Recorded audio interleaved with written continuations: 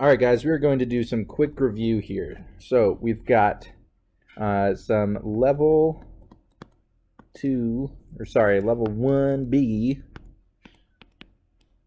AP Chem. All right, so I'm going to give you, we have element, sorry, not an element, we've got a compound, more specifically. Compound with carbon, hydrogen, just carbon and hydrogen. We want to find the empirical formula.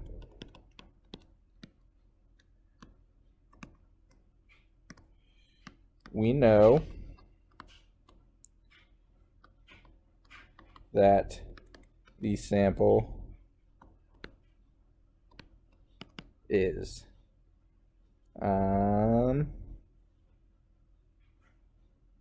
say 90% carbon and 10% hydrogen. What is the empirical formula? All right. So to start off, we are talking about empirical and molecular formulas here. We are given the percent composition of carbon and hydrogen. Now, we can assume first we have a 100-gram sample because they did not give us any other information. So we are going to assume we have a 100-gram sample, which means we have 90 grams of carbon and 10 grams of hydrogen. Okay? What we're going to do is do some dimensional analysis, and we're going to find the number of moles of each element. So the molar mass of carbon is 12.01 grams per 1 mole, and the molar mass of hydrogen is 1.01 grams per 1 mole. And so we are going to find that we have about this many moles of each. Okay, so what we're going to do is we have them in moles now, and now we can start comparing them to each other. So we're going to take the smallest amount of moles, which would be our 7.49 here, and divide both of our numbers by that. So 7.49 and divided by 7.49. Now this is going to end up being 1, and this will end up being 1.32. So this tells us our basic ratio. Now, we know from the law of both multiple proportions and definite proportions that we cannot have a compound that is 1 carbon and 1.32 hydrogens, because 1.3 hydrogens would mean we set off an atomic bomb, and that is not great.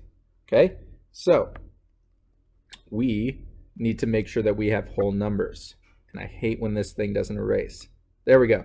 What we need to do then is we need to multiply these numbers by the same thing until we get a whole number. So if we multiply by 2, then we get 2 and a something around 2.64. Okay, that's not quite close enough to being whole numbers for everything. So next, let's try 3. Okay, so 3. We've got 3 times 1 is 3, and 3 times 1.32 would be 3.96. Now that is close enough to being a whole number, 4.00. Okay, so we have C3H4.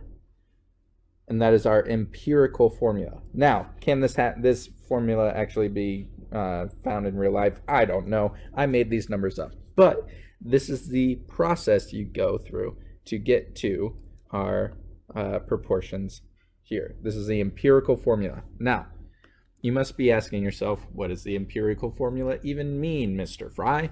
The empirical formula means it is our best guess. It is the simplest form of our molecule. Now, does that mean that this is going to automatically be the compound we are looking at? No, that would be called our molecular formula.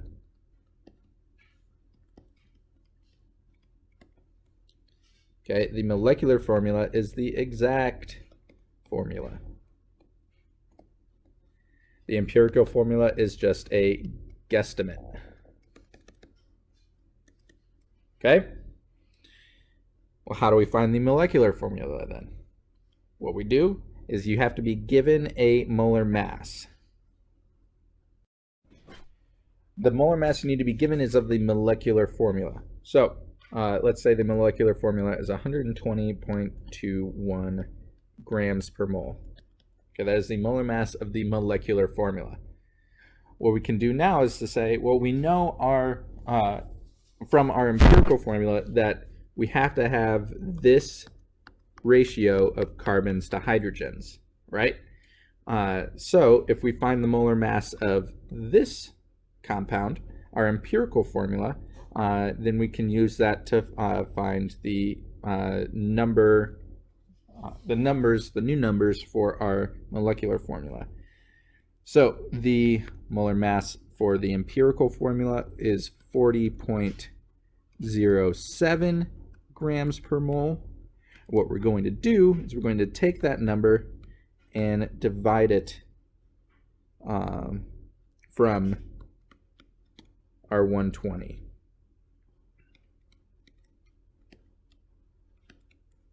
Here we go, our units cancel out.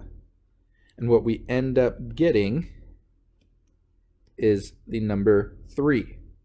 Okay, that number 3 we are going to take and multiply by each of the parts, each of the elements in our empirical formula.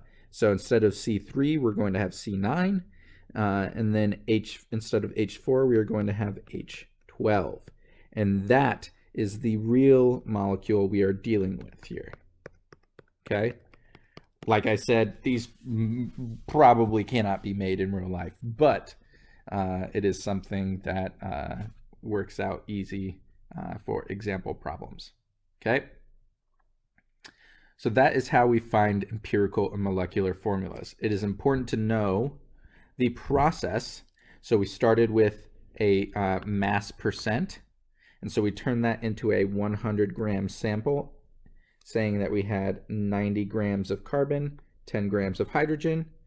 We converted that to moles so that we could compare the two elements. Then we knew we had to have a ratio of carbon to hydrogen.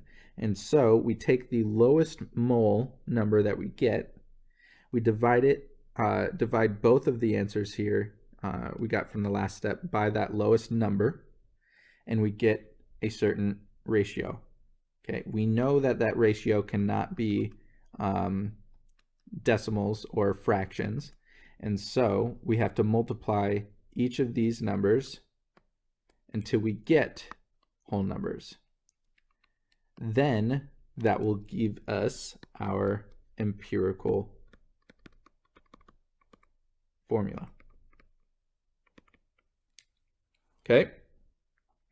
Then to find the molecular formula, you have to have its molar mass, and you divide the molecular formula's molar mass by the empirical formula's molar mass, and that will give you a number with which to multiply the number of each element in your empirical formula to get your molecular one.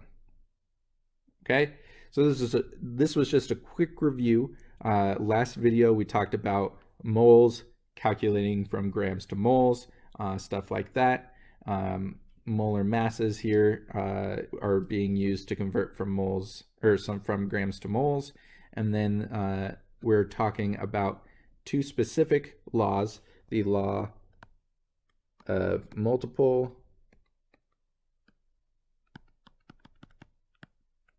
and definite proportions, saying that we cannot have decimal places in our formulas, and using that we can find our both empirical and then our molecular formula.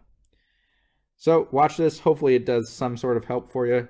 Rejog your mind, get you in the mindset of some earlier chemistry back in the beginning of the semester, and you guys can use that to be successful on the AP test.